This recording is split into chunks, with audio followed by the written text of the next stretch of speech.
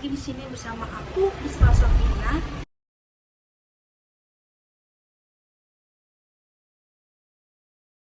Kali ini aku akan bahas materi tentang pasar konsumen. Apa sih yang dimaksud dengan pasar konsumen? Pasar konsumen adalah pasar di mana individu atau rumah tangga membeli barang dan jasa untuk penggunaan pribadi. Materi tentang pasar konsumen mencakup beberapa aspek utama. Yang pertama, yaitu definisi dan karakteristik. Definisi pasar konsumen melibatkan transaksi antara penjual dan pembeli untuk konsumsi pribadi, bukan untuk produksi barang atau jasa lainnya. Yang kedua itu karakteristik. Pembelian dilakukan untuk memenuhi kebutuhan dan keinginan pribadi, bukan untuk tujuan bisnis.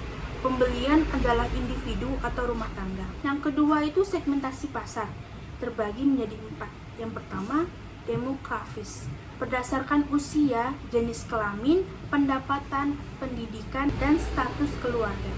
Yang kedua, geografis, berdasarkan lokasi, geografis seperti kota, provinsi, atau negara. Yang ketiga itu psikografis, berdasarkan gaya hidup, kepribadian, dan nilai-nilai. Yang keempat, perilaku, berdasarkan pola pembelian, loyalitas, dan tingkat penggunaan produk. Yang ketiga yaitu kebiasaan konsumen, terbagi menjadi 2. Yang pertama, proses pengembalian keputusan, meliputi tahap-tahap seperti pengenalan kebutuhan, pencarian informasi, evaluasi alternatif, keputusan pembelian, dan evaluasi setelah pembelian.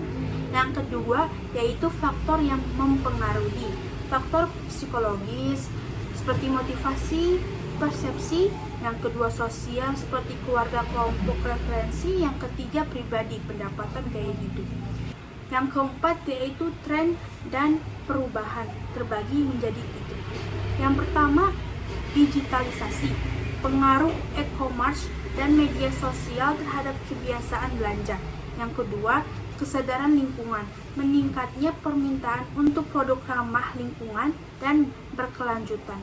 Yang ketiga yaitu personalisasi, kecenderungan untuk penawaran yang disesuaikan dengan preferensi individu.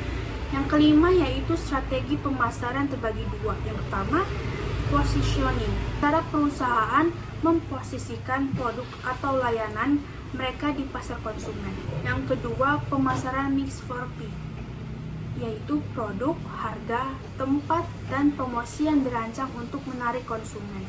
Yang keenam yaitu perilaku pembelian konsumen, terbagi 2. Yang pertama itu pengaruh sosial, bagaimana pengaruh teman, keluarga, dan media sosial mempengaruhi keputusan pembelian. Yang kedua yaitu persepsi dan sikap, bagaimana konsumen melihat dan menilai produk dan merek. Jadi materi ini memberikan pemahaman tentang dinamika pasar konsumen yang penting bagi perusahaan untuk menyusun strategi pemasaran yang efektif. Jadi sekian dari pembahasan aku tentang pasar konsumen, semoga kalian dapat memahami yang aku jelaskan tadi. Selamat jumpa.